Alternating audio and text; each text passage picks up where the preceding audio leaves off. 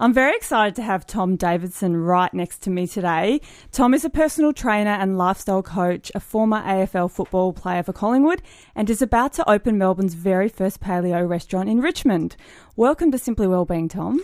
Thank you very much for having me, girls. Very excited to have you. Now, I understand that you're very passionate about your health message. So what is your wellness philosophy?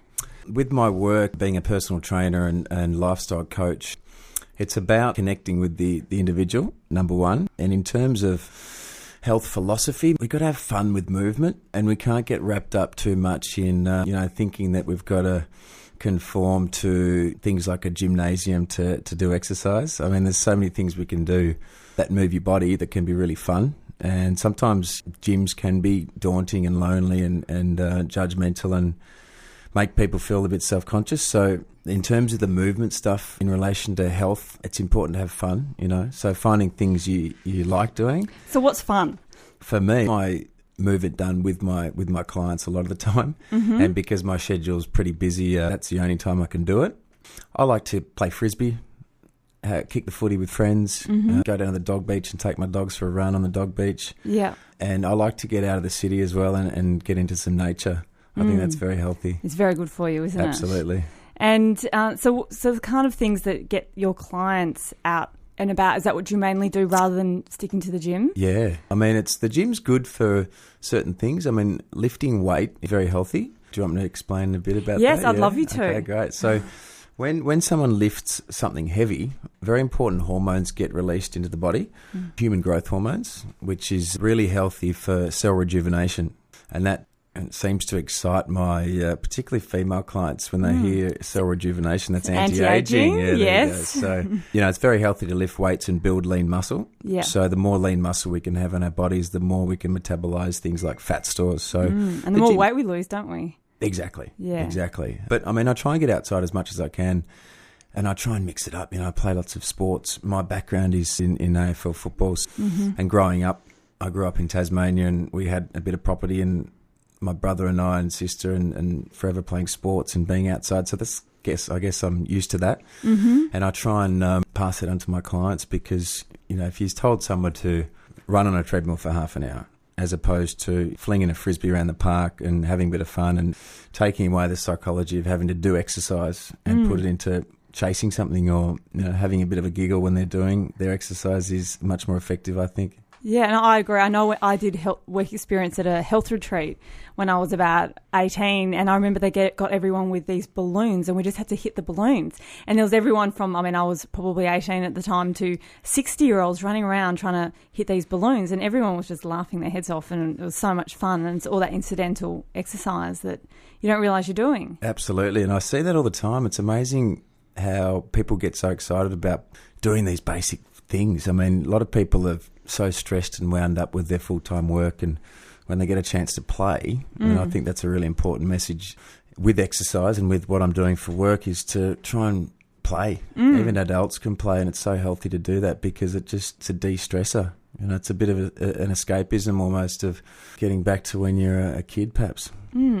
And you mentioned you're an AFL footballer, and one of the, I think, most common things is that there's a lot of injuries in AFL football. And I'm somebody that I had a whiplash car accident when I was about 19, and 15 years later it still affects me and what kind of exercise I can do. And you're obviously really fit.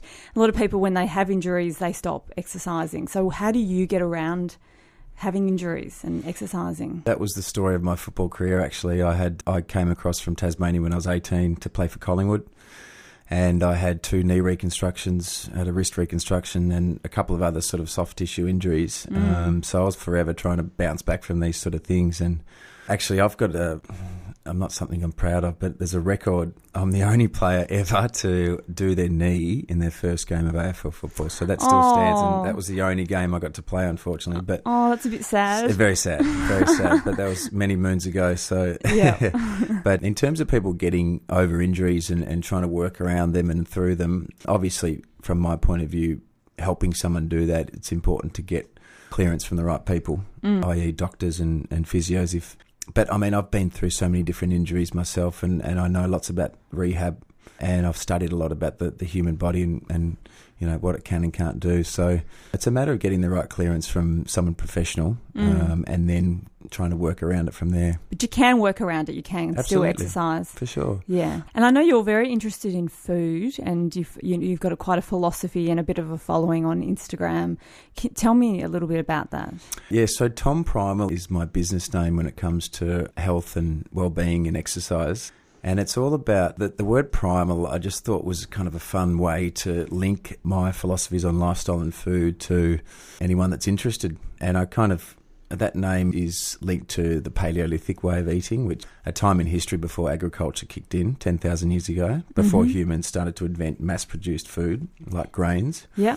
And the primal word is just it's a bit of a fun word, and people seem to be quite interested in that and want to perhaps delve deeper into that and learn more about it. Mm-hmm. And it's about getting back to basics with food and eating unprocessed food and, you know, thinking back to those sort of hunter-gatherer caveman days and working out what's good to eat, because really as humans our DNA hasn't changed at all since back in those days, but yet our diets and ways of eating and getting food have. So if you think back to the caveman days, and I say this to my clients all the time that are starting. Actually had a guy last night start with me, and he brought in his food diary over 3 days, and it was quite interesting because there was very little unprocessed food.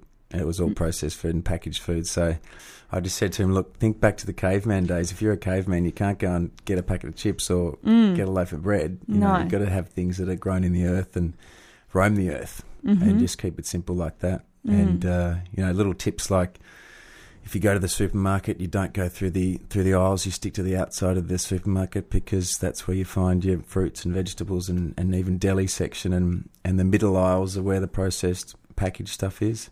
So paleo's, you know, you don't eat any grains. Is that how you get your clients to? Yeah, it's grains, but it's also being realistic. I mean, if you're trying to teach someone a better way of eating and you say, okay, we're going to cut out grains completely, it's quite a huge thing for some people.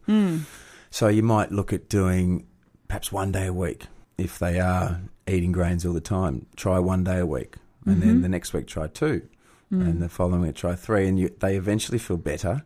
Yeah, and more energised and less up and down with their energy levels. So, and they eventually turn around and maybe cut it out completely, or maybe have 1 day where they have a bit of comfort food, you know, have some pasta or rice, which I'm not opposed to doing myself. I mean, I think there's so many great restaurants in Melbourne that offer this nice food, and it's be a shame not to do that sometimes. And obviously, speaking of restaurants, I mentioned that you're about to open the first Paleo Cafe in Richmond. Tell me about that. I think I'm pretty excited because you know, somewhere good to eat that's healthy. So it's a paleo inspired cafe. It's going to be a beautiful cafe. It's in Bendigo Street, Richmond. It's called Patch. We've got this fantastic chef on board. His name's Brett Tate. He's from a fine dining background. The great thing is we're combining this caveman food, unprocessed food, with his fine dining experience and expertise, and so it's very tasty. Oh, super tasty. It's really exciting. Yeah, so basically, Tom, your message is to get out there and get moving and just be really simple, I suppose. Is that kind of the message that you've come to? Yeah. Absolutely. And it's finding ways. We're all busy, and sometimes people think that I've got to do an hour of exercise, but it's not really the case. If you can add in 10, 15 minutes of movement to your days every day, and if you add those minutes up over the whole year, I mean, I haven't done that, but maybe I should. But if you add it all up at the end of the year, it's a lot of movement, and you can do that by.